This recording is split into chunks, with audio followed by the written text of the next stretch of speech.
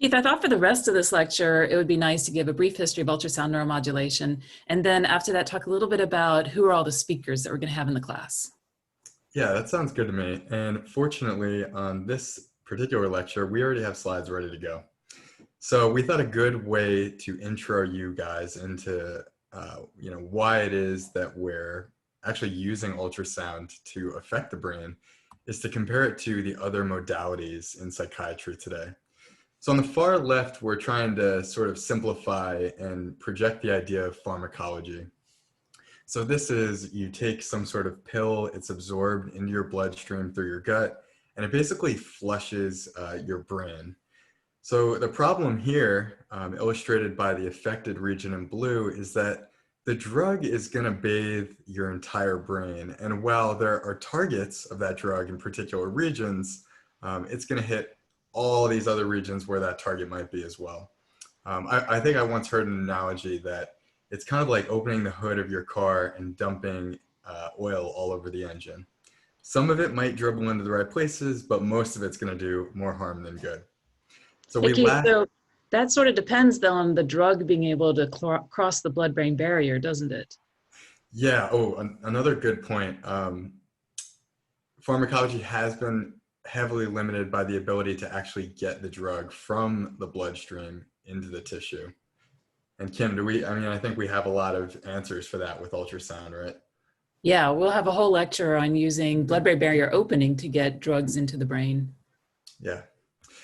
So the next thing Kim and I wanted to talk about was transcranial direct current stimulation. So this is an older method where you put these small electrical plates across the scalp.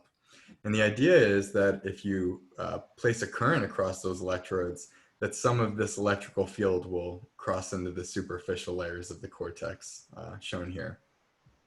So this really doesn't have any spatial specificity, for where it's guided in the brain, and how the effects of TDCS work, we really don't know. The one benefit of TDCS compared to pharmacology is that you can control exactly when it's on and off, compared to a drug where, once you take the pill, you're basically going. And the next and sort of last thing we'll try to compare to throughout the course is transcranial magnetic stimulation. So this is where you have a large coil, and when you pump a huge amount of current through it, it creates an electromagnetic field, and it'll affect a small and shallow region of the cortex, similar to TDCS. And again, you can control the timing of this, but the spatial component is fairly poor, and you don't necessarily get to target any cell types within this region. You're really just getting all the tissue. Yeah, Keith, I've seen some really impressive research using TMS. I think there's really, excuse me, really good applications for that. It's just that it doesn't get deep in the brain. Yeah, and in fact, I think we have a few slides going into how people are trying to get it deep into the brain. And you know what, maybe I'm shorting it here. There are many good uses of TMS even in the cortex, but it falls short, like Kim's saying, when you want to go deep into the brain. And that's where focused ultrasound comes in. So it offers all these benefits of being able to stimulate tissue, of being able to be turned on and off with the flip of a switch, but you can also create these focal patterns where you can reach any region of the brain. And as we'll show you guys throughout the course, you can steer the position of this focus by changing the phase of different ultrasound sources within an array. So just to give you an idea of the spatial breadth of pharmacology, here's a 3D reconstruction of the mouse brain. And all of this lit up space is where dopamine can be found in the brain. So let's take a drug class, for instance, dopamine reuptake inhibitors. So those will effectively leave more dopamine in any region that it's present, increasing its effect. Now, in theory, I may only want to affect the hypothalamus, a very deep region of the brain, but this drug, as we told you earlier, is going to affect any region where dopamine is present. So the olfactory bulbs, the brainstem, the cortex, and what will happen when we hit all these off targets. And that's why pharmacology is as difficult as it is and why it has so many side effects. So here's where Kim jumped in with the depth of transcranial magnetic stimulation. Kim, I think we've talked about this work before from Harvard, from Neil Grossman, right? Yeah, a little bit. So I'll try to do my best to explain what this is, but you can actually use slightly different frequencies of electromagnetic fields. And by the phase difference in these fields changing over time, you get these large low frequency envelopes in space. And basically using these envelopes, the low frequencies can be targeted to deeper regions rather than just the shallow regions below the TMS coils. And we can go more into that on discussion. And that's really great because it sort of allows you to get the spatial aspect of things that we achieve with ultrasound. But the problem is these TMS coils require a huge amount of energy. So usually a system as large as this on the right-hand side, I think this is the NeuroStar system. So it's a very popular TMS system. You need this huge power unit. You're going to need some sort of chair for the patient, and you're going to have them come into an office to use it. Excuse me. And one last bit in comparison. I don't know if we can hear the volume on this. I don't hear it. Let's see if I can. Okay, so the screen share may actually cancel out the volume here. But if you could hear it, there's an extremely loud clicking noise, and you can actually see sort of the vibration of his skull. So this is a patient using the NeuroStar system for depression. So Kim, tell me what you think about when you see this NeuroStar system in action. What could we potentially use this for or not use it for? I'm not sure. Can you play it one more time? Sure. We definitely see some twitching, some facial twitching. So I guess you could stimulate different muscles and stimulate the motor cortex. Mm-hmm. He looks a little stressed out. Yeah, and something that's important about this course is that we want to be able to use our tools to perform neuromodulation for all disorders. And if this patient is super stressed out, this won't work for focus. It probably won't work for relaxation. There's sort of a lot of short points to this technology. And again, this system's not mobile. You have to go into an office to use it. So by comparison, we think focus ultrasound will benefit there. So let's get into the actual history now that we've compared the existing modalities. And really, everything, begins with the generation of ultrasound itself, the discovery of piezoelectric elements, and the use of cones to actually focus ultrasound. And those had happened prior to this. But the first two fellows to actually implement focused ultrasound in biology were the Fry brothers from the University of Illinois. And on the left here, we have Will Fry, who had developed sonar technologies for the Navy, and his brother Frank, who was an electrical engineer.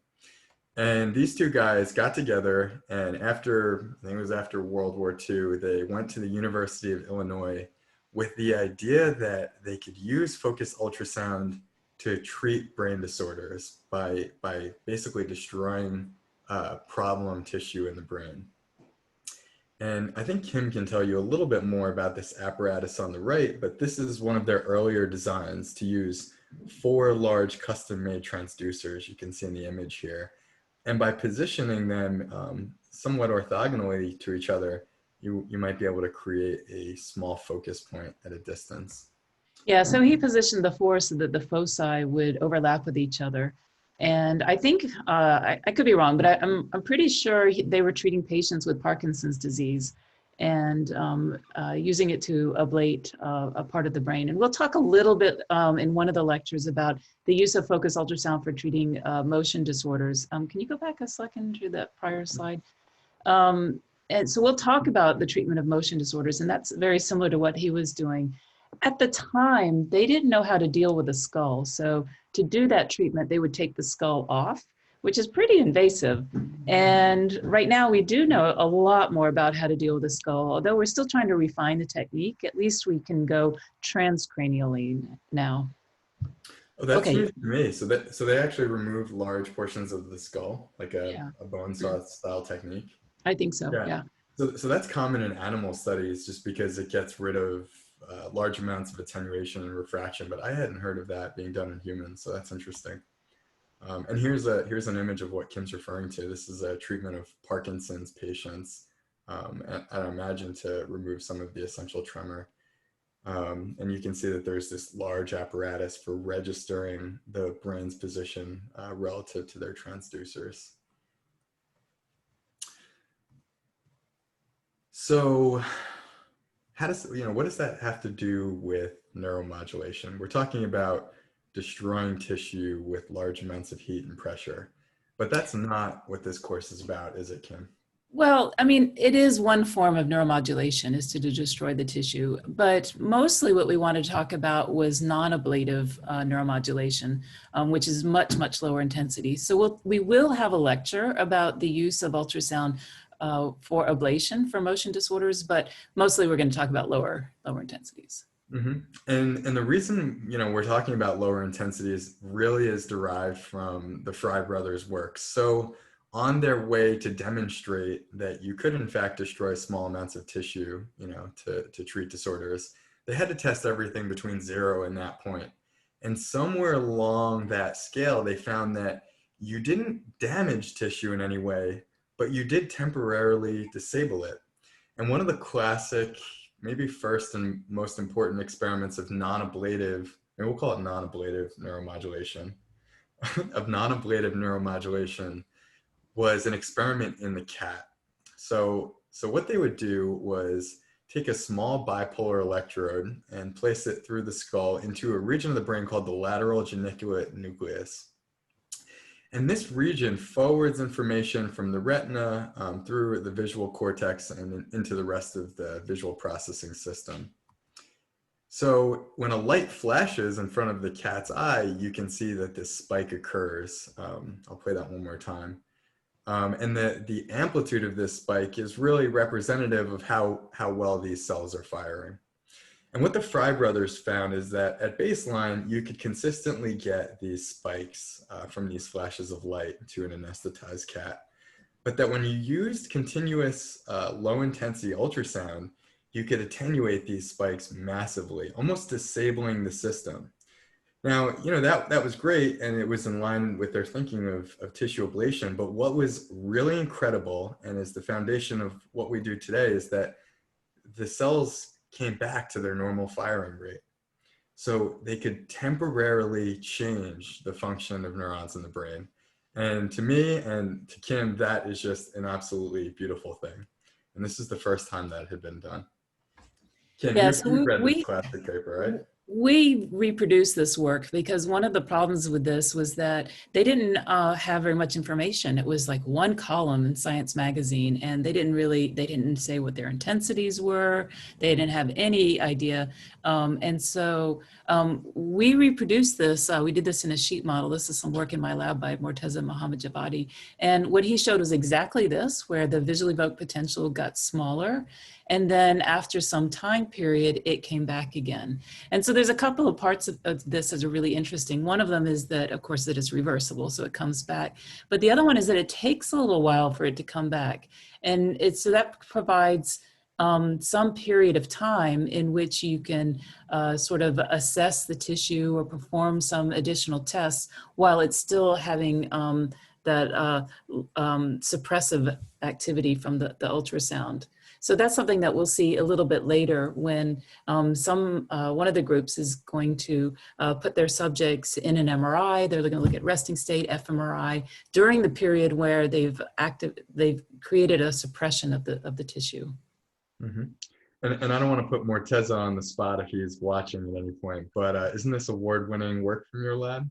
Oh, no. Oh, come on. Oh, yes. As a matter of fact, he got a poster award at the Focus Ultrasound Neuromodulation Conference in Oxford last year. Right. So we'll step forward a little bit in time.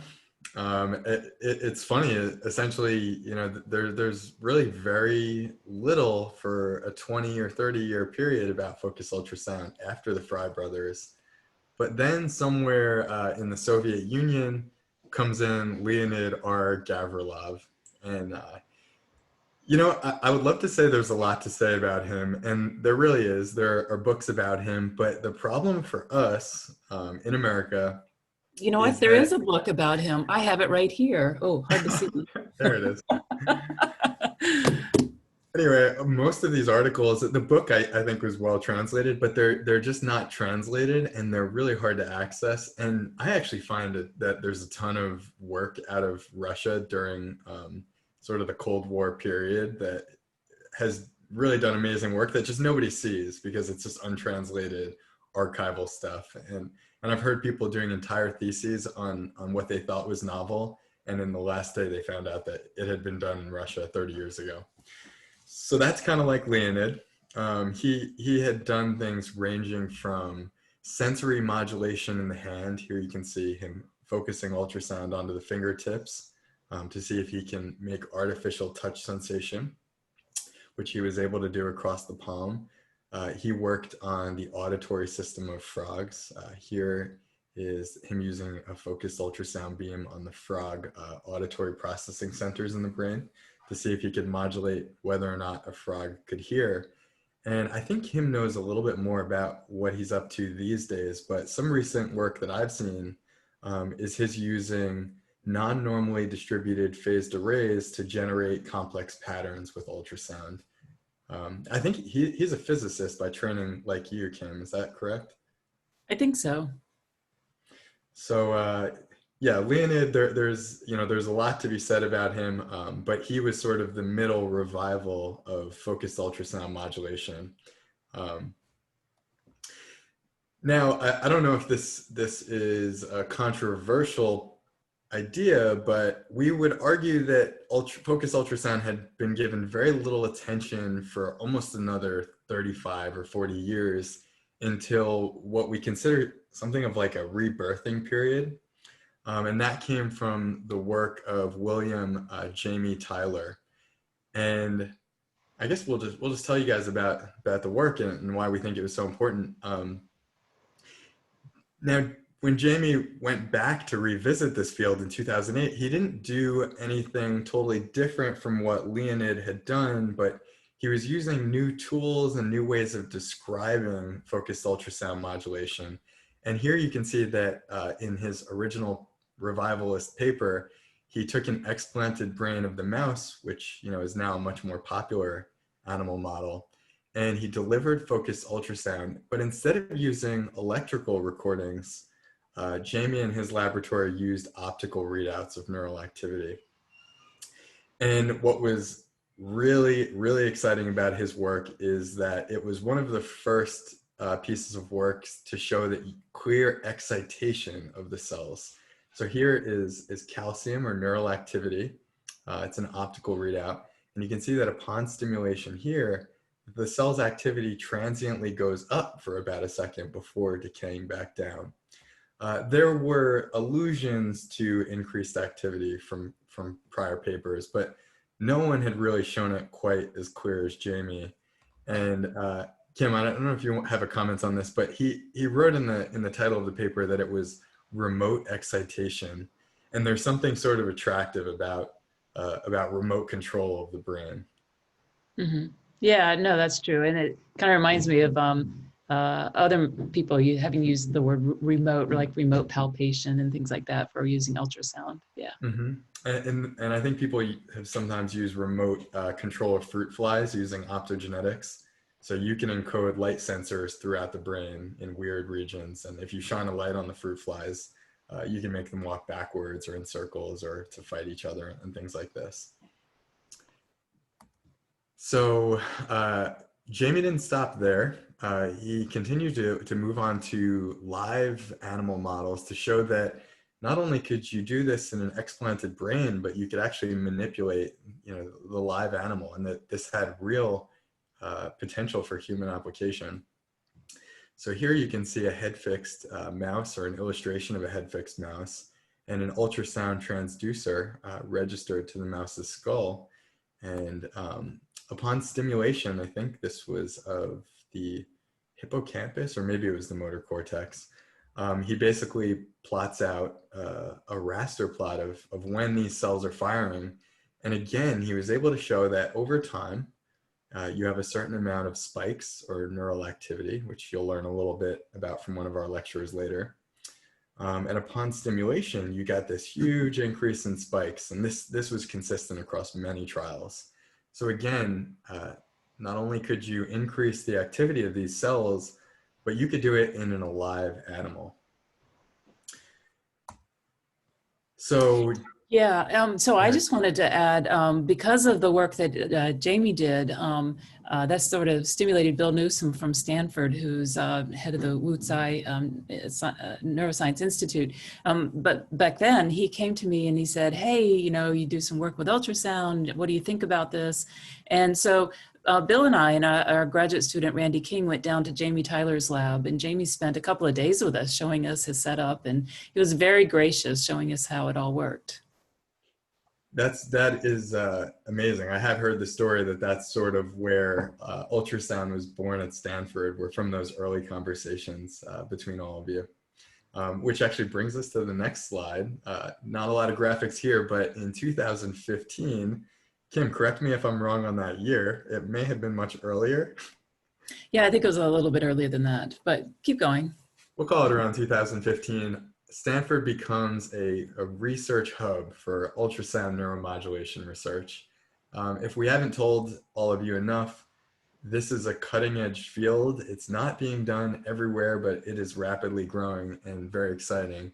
And now there are over 7 laboratories with a focus in ultrasound neuromodulation, many of which you'll hear from in this lecture series. And within all of our laboratories, we study such a broad array of things. We do neuromodulation, thermal inhibition and ablation, nanobubble and caging, standing waves, blood-brain barrier opening. There are so many things. Correct me if I missed any, Kim. Yeah, you probably did, but that's okay. I think it's a good enough list. God, there are really a lot of things you can do with focused ultrasound. I mean, take your pick when you learn about them. But we're not the only people in the world. It is rapidly expanding across the globe. There are many really excellent institutes in Korea that we've been hearing from all across Europe and so on. And even more exciting is that learning about this stuff as an engineer or a biologist may lead you down career paths with medical device companies, which are growing rapidly, especially here in Silicon Valley. There are tons of companies springing up for treating different disorders using this amazing technology. And to wrap up the history is that you're living it right now. This may be, to our knowledge, the first course ever on ultrasound neuromodulation. And we're so excited to be teaching it and have you all listening in as a part of history. And I don't know if I have too much more to say about the history. No, that's probably good. But hey, Keith, let's talk a little bit about the speakers who are going to come and talk to us, because you've talked about several of them. So in fact, we conclude the course with Jamie Tyler. I'm pretty excited to have him come and talk to us. Do you have a list? There we go. So let's just walk through the list of who all is going to come. We're going to finish up with Jamie Tyler's, and he's a great speaker. He's got a lot to talk about, especially in terms of other stimulation modalities. And so I think that'll be really fun to kind of put everything that we learned into context. So we just start at the top. Steve Backus is from Stanford. So he's in the Department of Neurobiology, and he does a lot of work with stimulating the retina. And he's done a lot of work with, not just with light stimulation of the retina, but ultrasound. And I think, if I'm remembering, Steve has done some work where he writes bizarre patterns onto the retina with ultrasound. Am I right? Oh, yeah, I'm not sure about that. Maybe we'll see. Maybe unpublished, we'll find out. And after Steve, we have a good friend of mine from the Scripps Research Institute, Scott Hansen. So, and I think we got his name spelled wrong there, but we'll fix that later. Scott has really, in my opinion, revolutionized the field of mechanosensory biology and how we think about the interaction of neurons with pressure and just mechanical forces. And he's going to tell you guys all about that. So Steve and Scott are going to start out with some sort of basic physiology in the brain. And then Steve's going to go on and have a second talk where he's going to talk about the use of focus ultrasound. Merritt will come in and also talk a little bit about the mechanosensory biology, but within the context of focus ultrasound stimulation. Mm-hmm. And Then we have Zhihai Chiu, who is a postdoctoral fellow. He did some work when he was doing his PhD in Hong Kong on focus ultrasound. And so he's been following up some work looking at mechanisms for focus ultrasound in vivo. So that's what he'll talk about. Sung-Shik Yu is at the Brigham. He's done a lot of work. He's really just has a broad array of experiments that he's done where he's looked at motor cortex stimulation. He's looked at suppression of epilepsy. He's done some human work as well as animal models. So that should be really fascinating sort of cover of a lot of topics. Jan Kubanek did some work with focus ultrasound for his PhD. Then he came to Stanford, where he worked with Miriam Goodman, and he looked at the use of focus ultrasound in C. elegans, and really showed that in that animal model that it was mechanosensory effect rather than a temperature effect. He then went on and did continued his postdoc. He worked with Bill Newsom and myself on a non-human primate model, and showed that the focus ultrasound affected the choices of the monkey when they were performing a task. Wynn Legan did some work in the early days with Jamie Tyler, and now he's on faculty at University of Virginia. He's done probably the most work in humans. And so we've asked him to come and talk about human applications and the work that's happened in humans. Shall I just keep on going, Keith? Because yeah, you know all these speakers much better than I do, so I'm going to let you go off. Okay. Yeah, so Leonard Verhagen now is at Donders Institute. He did some work when he was at Oxford, and then now that he's moved back to the Netherlands, he's continuing it. And what he did at Oxford was look at non-human primates, and he's looked at resting state fMRI and looking at resting state networks and how they change before focus ultrasound and after focus ultrasound. Tony Anderson is at Stanford. He's in anesthesiology, and he's particularly interested in peripheral nerves and trying to modify people's pain sensation by using focus ultrasound on peripheral nerves. Rog Aaron is also at Stanford. He does a lot of work. Well, do you want to chip in as to what Rog's been working on?